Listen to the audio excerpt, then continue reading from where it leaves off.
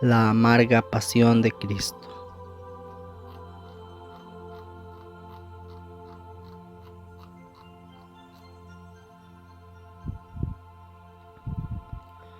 Primera meditación. Preparativos para la Pascua.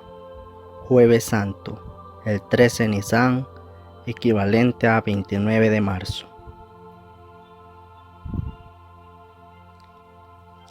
Ayer por la tarde, nuestro Señor tomó su última comida junto con sus amigos en casa de Simón el leproso, en Betania, y allí mismo María Magdalena ungió por última vez con perfume los pies de Jesús. Judas se escandalizó, corrió a Jerusalén y conspiró con los príncipes de los sacerdotes para entregarles a Jesús. Después de la comida, Jesús volvió a casa de Lázaro, mientras algunos de los apóstoles se dirigían a la posada que se halla a la entrada de Betania.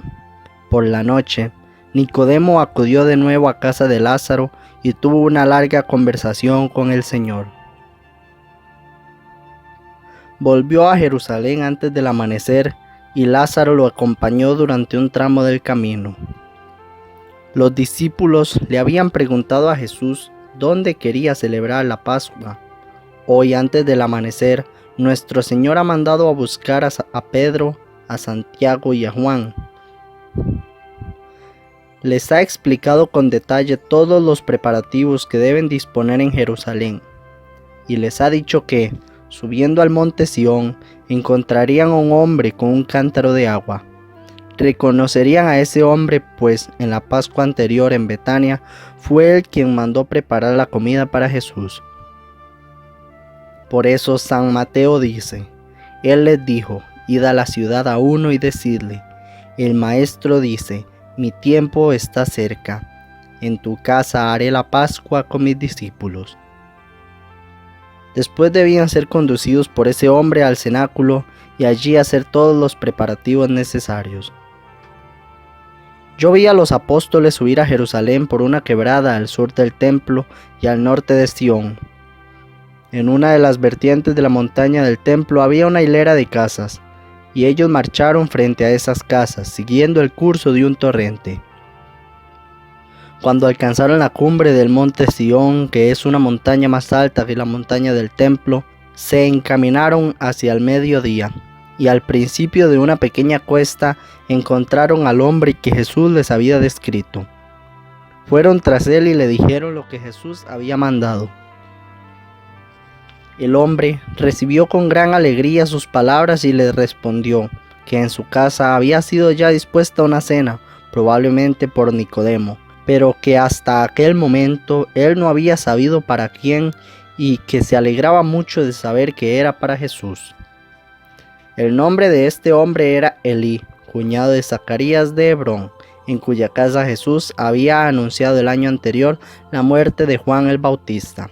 Elí tenía únicamente un hijo que era levita y amigo de San Lucas, antes de que éste fuese llamado por nuestro Señor, y 5 hijas, todas ellas solteras. Todos los años acudía a la fiesta de Pascua con sus sirvientes, alquilaba una sala y preparaba la Pascua para todos aquellos que no tuvieran amigos con quienes hospedarse. En la ciudad de ese año había alquilado un cenáculo propiedad de Nicodemo y de José de Arimatea. Mostró a los apóstoles dónde estaba y cuál era su distribución.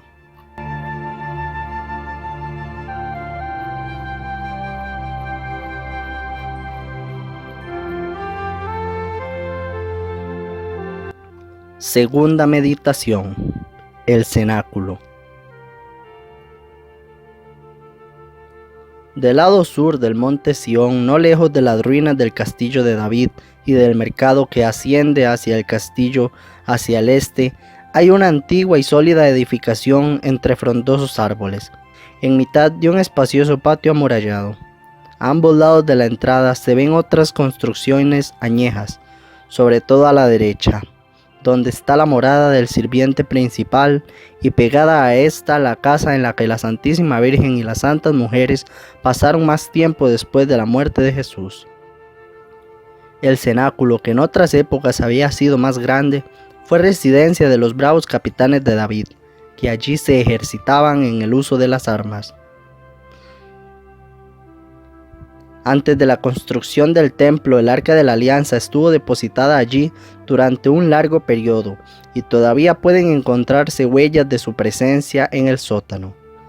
También he visto al profeta Malaquías cobijado bajo ese mismo techo.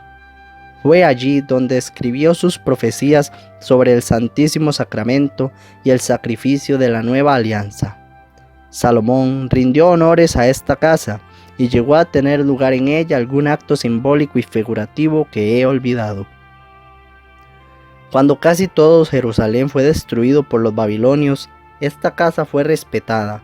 He visto otras muchas cosas relacionadas con la casa, pero solo recuerdo lo que he contado. Cuando fue comprado por Nicodemo y José de Arimatea, este edificio estaba en muy mal estado. Ellos arreglaron el cuerpo principal y lo dispusieron cómodamente. Lo alquilaban a los extranjeros que acudían a Jerusalén con motivo de la Pascua. Así fue como nuestro Señor pudo celebrar allí la Pascua del año anterior. Además, la casa y sus dependencias se utilizaban como almacén de estelas, monumentos y otras piedras, y también como taller para los obreros. José de Arimatea poseía excelentes canteras en su país, donde hacía traer grandes bloques de piedra, con las cuales bajo su dirección esculpían sepulcros, adornos y columnas que después vendían. Nicodemo también se dedicaba a este negocio, y solía pasar muchas horas de sus ratos libres esculpiendo. Trabajaba en la sala o en el sótano bajo esta, excepto en tiempo de las fiestas. Su trabajo lo había llevado a conocer a José de Arimatea, de quien se había hecho amigo. A menudo habían llevado a cabo juntos alguna empresa. Esa mañana, mientras Pedro y Juan hablaban con el hombre que había alquilado el cenáculo, vi a Nicodemo en la casa de la izquierda del patio, donde habían sido colocadas muchas piedras que impedían el paso al cenáculo. Una semana antes vi a varias personas trasladando las piedras de un lado a otro, limpiando el patio y preparando el cenáculo para la Pascua. Entre ellos me pareció ver a algunos discípulos, quizás Aram y Temení, primos de José de Arimatea. El cenáculo propiamente dicho está casi en el centro del patio, es rectangular y lo rodean chatas columnas. Si el espacio entre los pilares se abriera un poco, podría formar parte de la gran sala interior, pues todo el edificio es como si fuera transparente, pero excepto en las ocasiones especiales. Los pasos están cerrados, la luz penetra por unas ranuras que hay en lo alto de las paredes. Al entrar se encuentra primero un vestíbulo que da acceso a tres puertas. Luego la gran sala interior, de cuyo techo cuelgan varias lámparas. Las paredes, hasta media altura, están decoradas para la fiesta con hermosas esteras y tapices. Y una apertura del techo ha sido velada con una gasa azul muy transparente. La parte de atrás de la habitación está separada del resto por una cortina, también de gasa azul. Esta división en tres partes del cenáculo le otorga cierta semejanza con el templo, donde encontramos el atrio, el Santa y el Santa Sanctorum. En la parte posterior del cenáculo se encuentra colgada a derecha e izquierda la indumentaria precisa para la celebración de la fiesta. En el medio hay una especie de altar, un banco de piedra elevado sobre 3 escalones, y con la figura de un triángulo rectángulo está sujeto a la pared. Ese debe de ser el horno donde se asa el cordero pascual, porque hoy durante la comida los escalones se notaban calientes.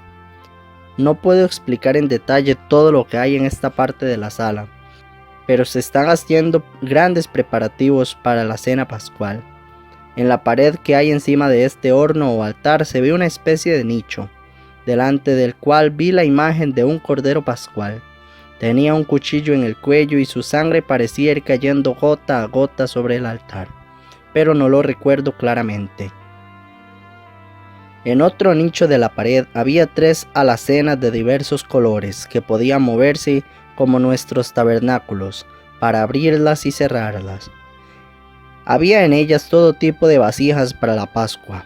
Más tarde el Santísimo Sacramento fue colocado allí.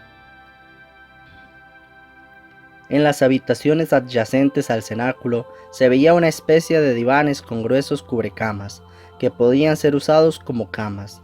Bajo el edificio hay hermosas bodegas. El Arca de la Alianza estuvo en algún momento depositada debajo de donde ahora está el hogar.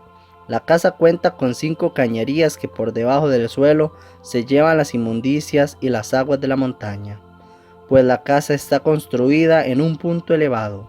En esa casa he visto a Jesús orar y hacer milagros. Los discípulos también se quedaban con frecuencia a pasar la noche en las salas laterales.